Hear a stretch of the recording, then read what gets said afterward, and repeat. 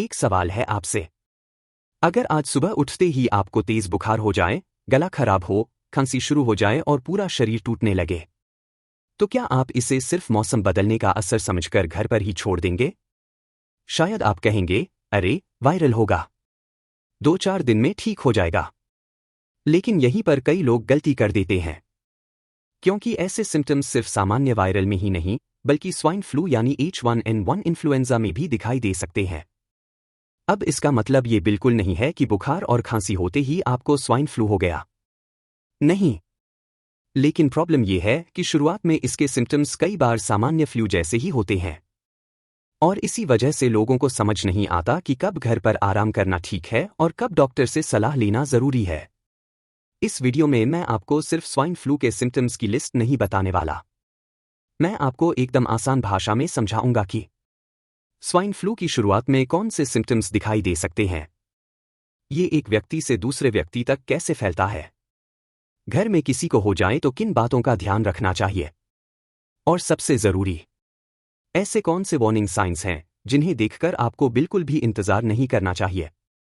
क्योंकि कई बार हम छोटी सी बीमारी को नजरअंदाज कर देते हैं और जब हालत ज्यादा खराब होती है तब ध्यान जाता है। और मैं नहीं चाहता कि सिर्फ जानकारी की कमी की वजह से कोई ऐसी गलती करे। इसलिए वीडियो को आखिर तक जरूर देखिए।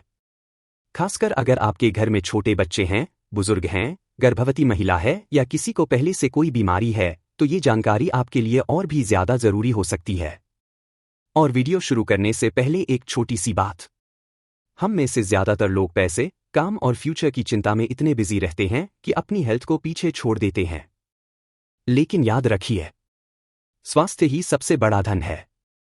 पैसा दोबारा कमाया जा सकता है, लेकिन अच्छी सेहत को नजरअंदाज करना कई बार भारी पड़ सकता है। इसलिए अगले कुछ मिनट अपनी हेल्थ के नाम करते हैं। और अगर आपको ऐसी आसान भाषा में काम की हेल्थ इन्फॉर्मेशन पसंद आती है, तो चैनल को सब्सक्राइब कर लीजिए। चलिए अब सबसे पहले समझते हैं कि स्वाइन फ्लू आखिर होता क्या है और इसके शुरुआती लक्षण कौन कौन से होते हैं। स्वाइन फ्लू आखिर होता क्या है? स्वाइन फ्लू को आमतौर पर H1N1 इन्फ्लुएंजा कहा जाता है। यह इन्फ्लुएंजा वायरस से होने वाला एक रेस्पिरेटरी इन्फेक्शन है। इसमें सबसे बड़ी बात यह है कि इसके सिम्टम्स कई बार सामान्य फ्लू या दूसरे वायरल इन्फेक्शन जैसे ही दिखाई देते हैं। इसलिए सिर्फ सिम्टम्स देखकर यह पक्का नहीं कहा जा सकता कि किसी व्यक्ति को स्वाइन फ्लू ही है। जरूरत पड़ने पर डॉक्टर जांच और बाकी स्थिति देखकर सही सलाह देते हैं। अब जानते हैं इसके आम सिम्टम्स। स्वाइन फ्लू के लक्षण क्या होते हैं? सबसे आम लक्षणों में बुखार शामिल है। इसके साथ खांसी हो सकती है, गले में दर्द या खराश हो सकती है, नाक बह सकती है या नाक बंद हो सकती है, सिर दर्द हो सकता है, शरीर और मांसपेशियों में दर्द हो सकता है, और कई लोगों को काफी ज्यादा थकान और कमजोरी महसूस हो सकती है। कुछ लोगों में उल्टी या दस्त भी हो सकते हैं। खासकर बच्चों में ये सिम्टम्स देखने को मिल सकते हैं। लेकिन एक बात ध्यान रखिए, हर व्यक्ति में सभी सिम्टम्स एक साथ दिखाई दें, ऐसा जरूरी नहीं है। किसी को बुखार ज्यादा हो सकता है, किसी को खांसी ज्यादा परेशान कर सकती है, और किसी को शरीर में दर्द और कमजोरी ज्यादा महसूस हो सकती है। इसलिए सिर्फ सिम्टम्स देखकर खुद से कोई डायग्नोसिस करने की कोशिश न करें। स्वाइन फ्लू फैलता कैसे है? अब सवाल आता है कि यह फैलता कैसे है। जब कोई संक्रमित व्यक्ति खांसता या छींकता है, तो सांस से निकलने वाली छोटी ड्रॉपलेट्स के जरिए इन्फेक्शन दूसरे लोगों तक पहुंच सकता है। करीबी कांटेक्ट में रहने से भी इन्फेक्शन फैलने का रिस्क हो सकता है। इसलिए अगर घर में किसी को फ्लू जैसे सिम्टम्स हैं, तो थोड़ी सावधानी रखना बहुत जरूरी है। बीमार व्यक्ति को आराम करने दें। जहां तक संभव हो, दूसरे लोगों से थोड़ा डिस्टेंस रखें। खांसते या छींकते समय मुंह और नाक को टिश्यू या कोहनी से ढकें, और इस्तेमाल किया हुआ टिश्यू सही जगह पर फेंकें। साथ ही हाथों को साबुन और पानी से अच्छी तरह धोते रहें। एक छोटी सी आदत और बहुत काम आती है। बार बार अपनी आंख, नाक और मुंह को हाथ लगाने से बचें।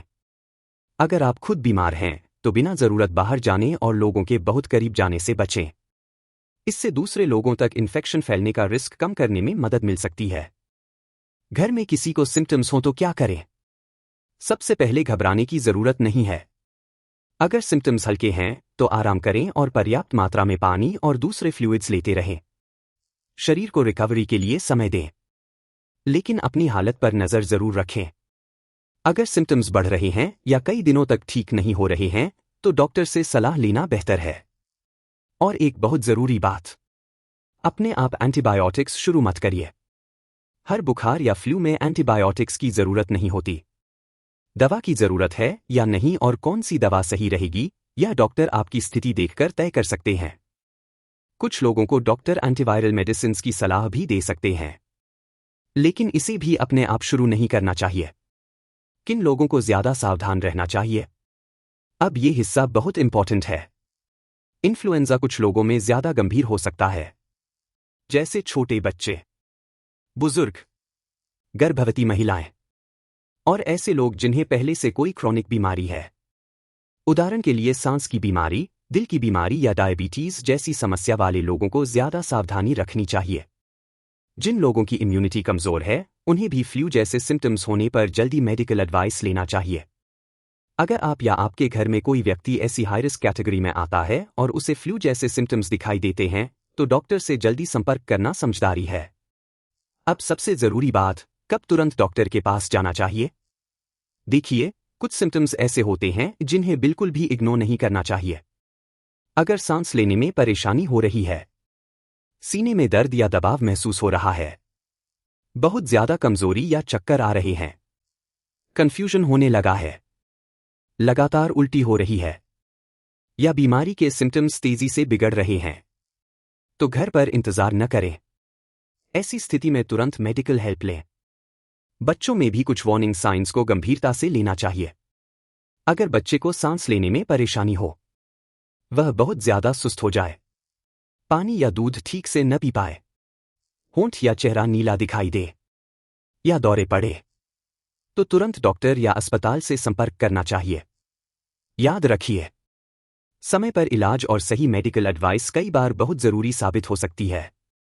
अब बात करते हैं बचाव की।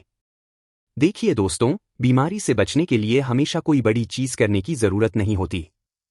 कई बार हमारी छोटी छोटी आदतें ही बहुत मदद करती हैं। अपने हाथ साफ रखें, खांसते और छींकते समय मुंह ढकें, बीमार होने पर दूसरों से दूरी रखें, घर और आसपास साफ सफाई का ध्यान रखें और जरूरत के हिसाब से मास्क का इस्तेमाल करें। इसके अलावा इन्फ्लुएंजा वैक्सीनेशन भी कुछ लोगों के लिए खास तौर पर महत्वपूर्ण हो सकता है, जैसे बुजुर्ग, गर्भवती महिलाएं, छोटे बच्चे, क्रॉनिक डिजीज वाले लोग और हेल्थ केयर वर्कर्स।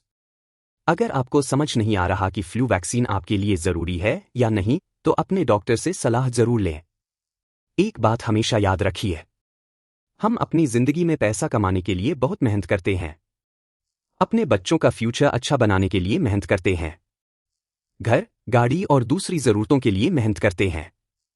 लेकिन इस पूरी भागदौड़ में कई बार हम अपनी हेल्थ को ही पीछे छोड़ देते हैं। और फिर जब शरीर साथ नहीं देता, तब हमें अपनी सेहत की असली कीमत समझ आती है। इसलिए आज से एक बात याद रखिए, पैसा जरूरी है, लेकिन स्वास्थ्य उससे भी ज्यादा जरूरी है। क्योंकि जब स्वास्थ्य अच्छा रहेगा, तभी हम अपनी मेहनत से कमाई हुई जिंदगी का पूरा आनंद ले पाएंगे। तो आज की पूरी बात को एक बार जल्दी से समझ लेते हैं। स्वाइन फ्लू यानी H1N1 इन्फ्लुएंजा में बुखार, खांसी, गले में दर्द, नाक बहना, सिर दर्द, शरीर में दर्द और थकान जैसे सिम्टम्स हो सकते हैं। कुछ लोगों में उल्टी या दस्त भी हो सकते हैं। बीमारी फैलने से बचने के लिए हाथों की सफाई रखें, खांसते छींकते समय मुंह ढकें और बीमार होने पर दूसरों से दूरी रखें। अगर सिम्टम्स गंभीर हो रहे हैं या आप हाई रिस्क कैटेगरी में आते हैं तो समय पर डॉक्टर से सलाह लें। और अगर सांस लेने में परेशानी, सीने में दर्द, कंफ्यूजन या हालत तेजी से बिगड़ने जैसे वार्निंग साइंस दिखाई दें तो तुरंत मेडिकल हेल्प लें। तो दोस्तों, बीमारी से डरना नहीं है, बीमारी को समझना है, लक्षणों को पहचानना है और जरूरत पड़ने पर सही समय पर सही कदम उठाना है। अगर आपको यह वीडियो यूजफुल लगा हो तो इसे सिर्फ अपने तक मत रखिए, इसे अपने परिवार और दोस्तों के साथ शेयर करिए।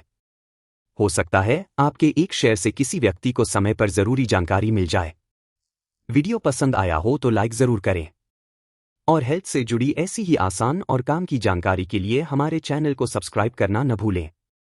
अपना ख्याल रखिए, स्वस्थ रहिए और हमेशा याद रखिए, स्वास्थ्य है तो जिंदगी है। क्योंकि पैसा हम फिर से कमा सकते हैं, लेकिन अच्छी सेहत को हमेशा नज़रअंदाज करना समझदारी नहीं है।